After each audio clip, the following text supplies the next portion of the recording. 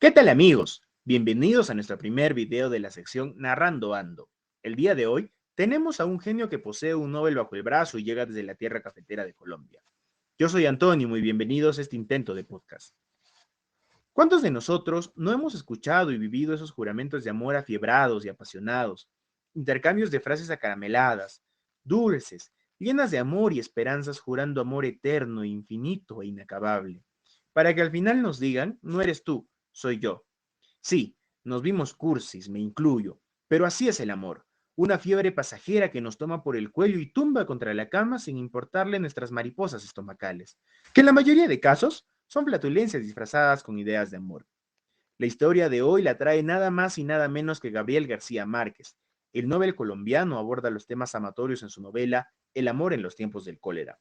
Si me preguntan por una puntuación, diré lo que en su momento dijo Vargas Llosa sobre Gabo: es un suplantador de Dios, referenciando y elogiando la inteligencia literaria y creadora de Gabriel.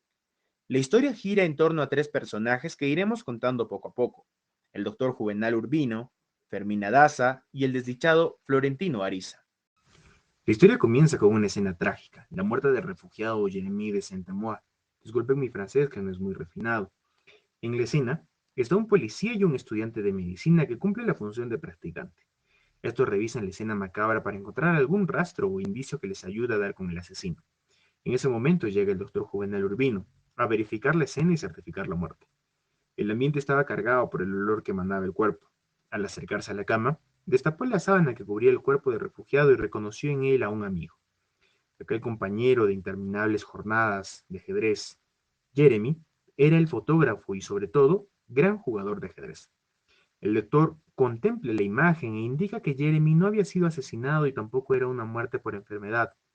Ordenó dejar las investigaciones bajo las excusas de que sería él quien firmaría los documentos de necropsia y sería él quien se encargase de correr con todos los gastos por funeraria y post-entierro. Al terminar la jornada se retiró a casa. Tenía dos actividades pendientes y no podía faltar a ninguna de ellas. La primera, un almuerzo de gente notada, y el segundo, para despedirse de su amigo recientemente fallecido.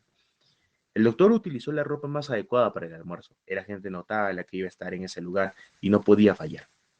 El almuerzo fue excelente, pleno de inicio a fin, maravilloso, salvo por una pequeña llovizna que trató de arruinar el plan de los organizadores existentes.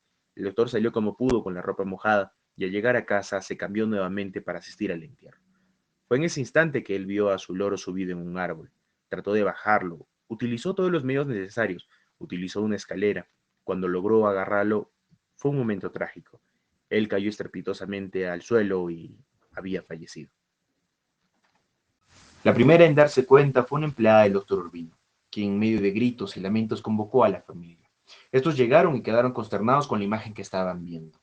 Fermina Daza estaba destrozada, no sabía qué decir. El velorio tenía que llevarse a cabo, y así fue.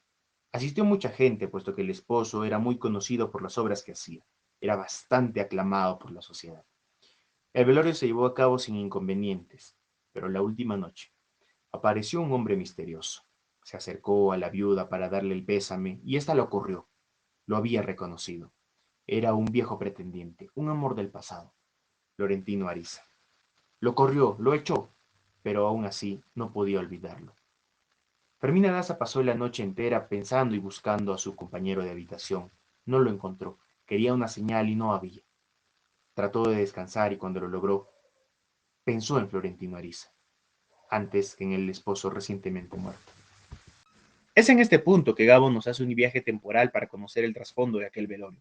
Fermina Daza era una jovencita de entre 13 y 14 años que pasaba las tardes junto a la tía escolástica, estudiando y repasando las lecciones del colegio. Florentino era un trabajador del telégrafo y hacía envío y recojo de recaudos a la ciudad.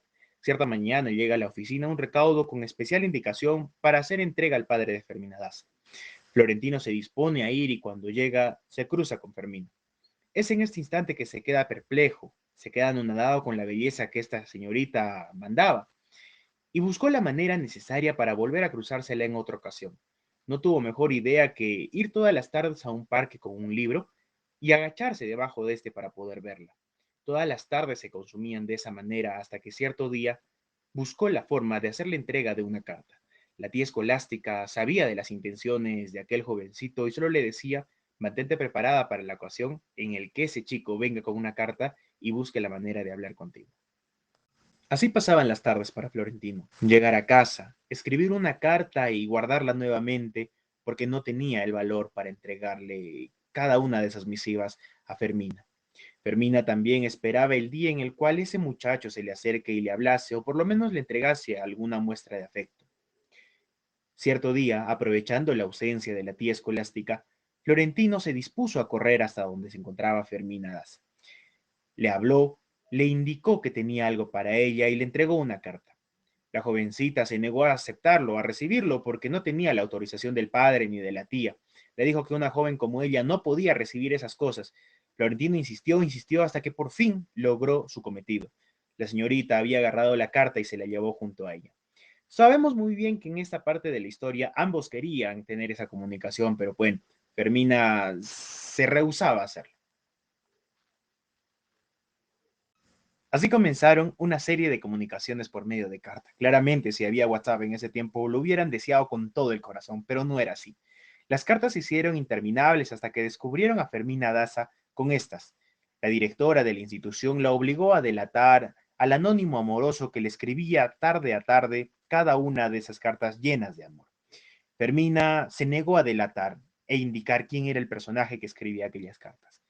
La directora del colegio, furiosa, decidió expulsar a la jovencita. El padre tomó conocimiento de ella y la reprendió. Fue en ese instante que el padre de Fermina, por el bien de su hija, decide llevársela muy lejos de la ciudad, apartándola totalmente de aquel amor que se había conseguido en aquella pequeña ciudad.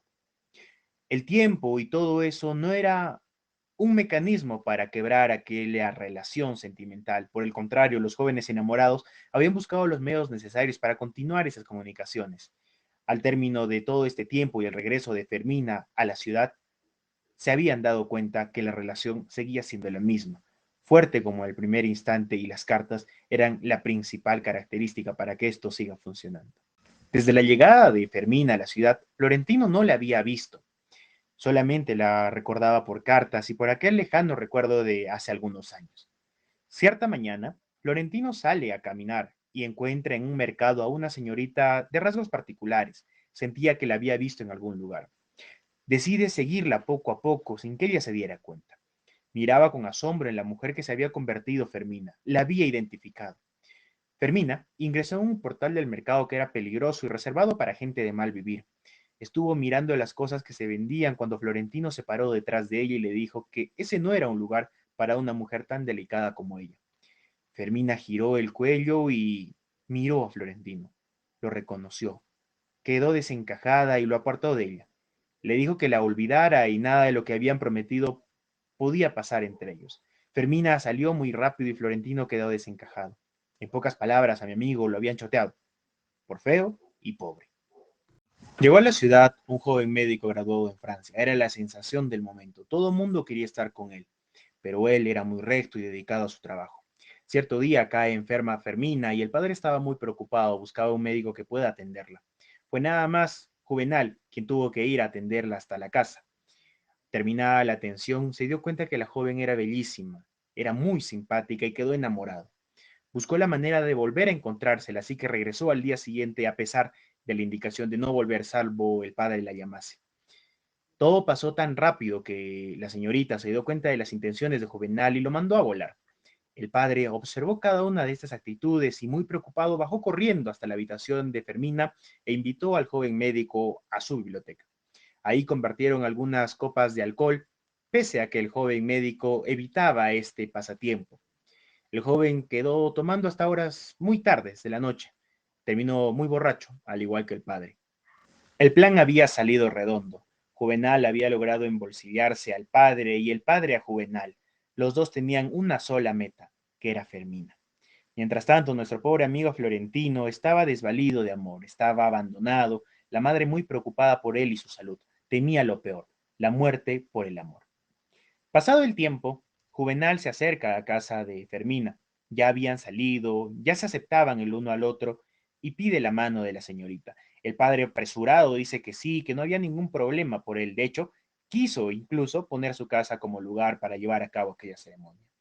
Mientras tanto, Florentino se había prometido a él mismo serle fiel a pesar de todo a su amada. Pasó algún tiempo y se dio. La gran boda se había llevado a cabo. Entre el tumulto de la gente estaba Florentino, mirando, de lejos, partido, totalmente abatido con esa imagen a Fermina y a Juvenal. Los dos muchachos lo habían logrado, estaban casados y Florentino totalmente destruido.